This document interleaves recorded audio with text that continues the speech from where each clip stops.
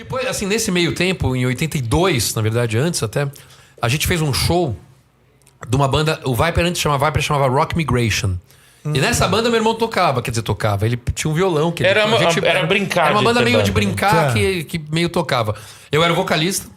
O Pete era o baterista, mas ele não tinha bateria. A gente tinha uma caixa de samba e tinha umas panelas, assim, umas coisas que batia, assim, né? E o Ives tinha essa guitarra que meu irmão depois reconstituiu, que ele trouxe aqui. Essa é histórica, Essa hein? guitarra, agora ela foi reformada, né? Pelo Jacques Molina até, né, Zé? Jacques Molina. Pelo Jacques Molina. Mas na época ela funcionava tal, e o Ives tocava essa guitarra nesse show no Sion. Ligada num aparelho de som. Ligado no aparelho de som. Uau. E as fotos desse show, recentemente eu lancei um disco solo, né, que chama Primata e tal, que tem uma música chamada 15 anos. É o que eu tenho a camiseta. Que eu te dei. Até que chama 15 anos. Nesse clipe, eu fiz um clipe rapidinho o volume dela. que tá no.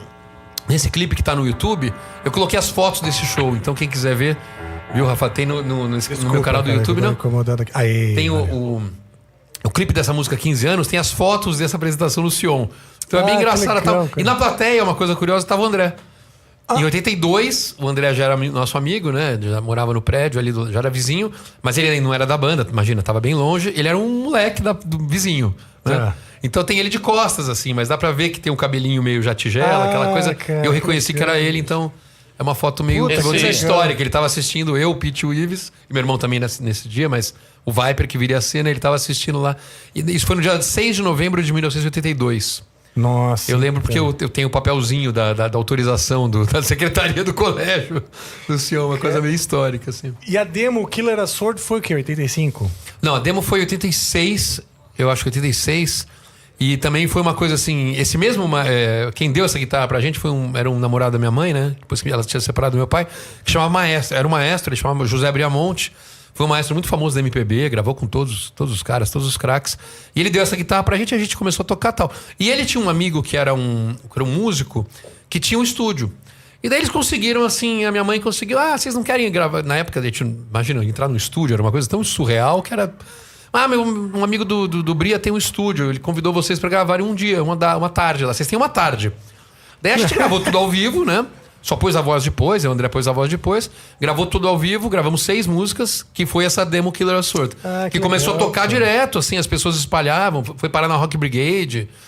Foi parar na Rádio 97. Na Rádio 97. Em Santo André, né? O Beto Peninha, na época, tinha aquele Rocambole, que era um programa bem assim, bem incipiente de metal, de heavy metal. Era o comecinho, assim, do heavy metal no Brasil.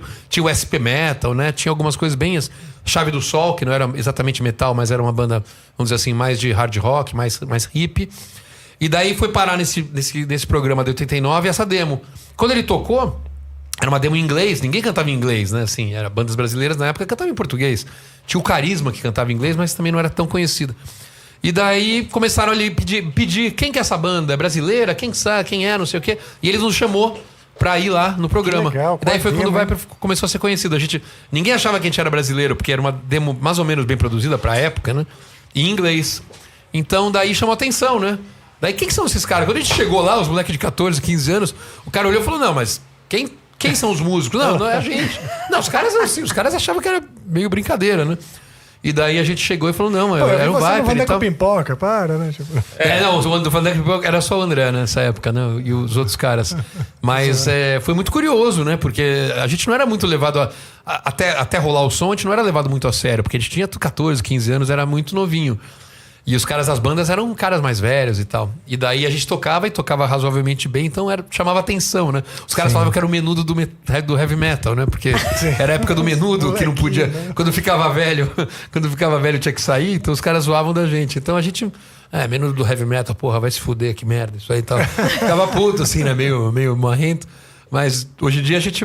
Era uma coisa engraçada, assim, curiosa. Essa demo foi lançada, a gente lançou pelo Wikimetal. Eu acho que ela tá disponível até no... Sim, essa demo é verdade. mesmo, Essa demo é. depois ela virou... Ela como tá no... um bonus track. Assim. Depois o Nando vai falar do Wikimetal, tal, que é a gravadora que lançou os discos do Viper. E a gente, no Swords of Sunrise, a gente colocou a demo como bonus track. Então tem a demo legal, inteira cara. lá. Que legal. Infelizmente não deu pra afinar de novo. Pra reafinar Pra usar tudo. um autotune na... Hoje em dia, com a inteligência artificial, talvez dê, hein, cara? Não tinha autotune na época, então tá na raça ali mesmo. Mas é curioso pra ver, assim... Pra ter uma impressão do que era na época, né? É bom pra Sim. que volta. Registro histórico. É um registro né? histórico, é mais ou menos isso.